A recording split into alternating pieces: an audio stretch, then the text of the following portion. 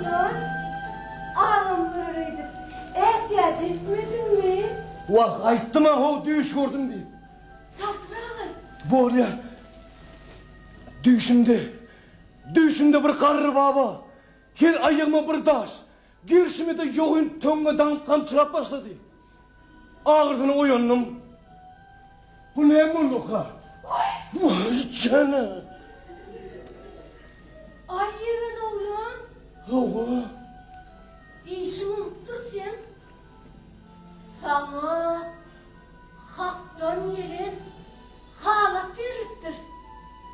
Seninle gerçeği, borcuğu, önünden bilersin. Sen bileyenini bilgislerin bilmez. Şeyle mi? Onun elime düğüş vurdum diyelim atam. Dur öldüm şeytan öğretmenler diye. O yüzüme mi ağla veriyor? Vay. Olur yort bilmeseler ne etsinler? O dişler yort bileyene merek de.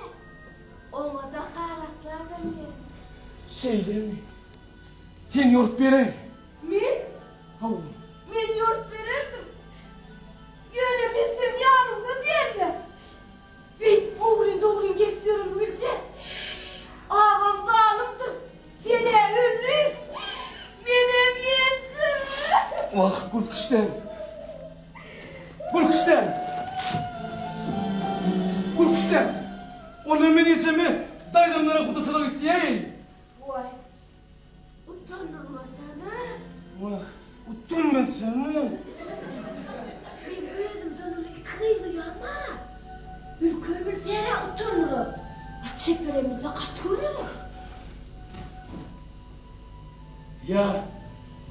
Ya onları malaydın mı? Hayır! Onlar sen düşünemiyor verirler mi? Bilen ne mi? Ülkür etama gözü kör diye. Çeperim içim oğlu diye.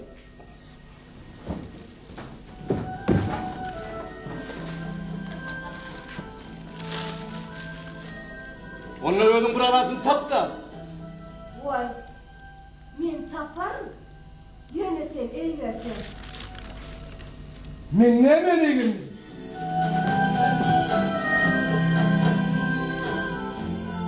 Şimdi mi? Yok. Dinen bile atarlı. Düş görmeden başkalarını başarmayan bunu anlamayı. Yoksa bunu sana düşünmediler. Sen Huday veren birliğini har ederler. Onlar sen yani. Orası düş görüp bileyelim. Dünya birine tudar değerek koyanı niye demediler?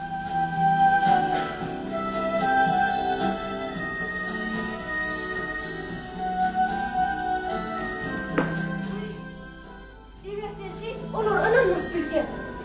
Olur seni öldürmekçi olurlar. Kalanlar ben özümcü olurum. Hoş yerin olur. Vah Gülkışten. Vah. Bir tığırlarını tutup bilmem aldım da. Vah Gülkışten.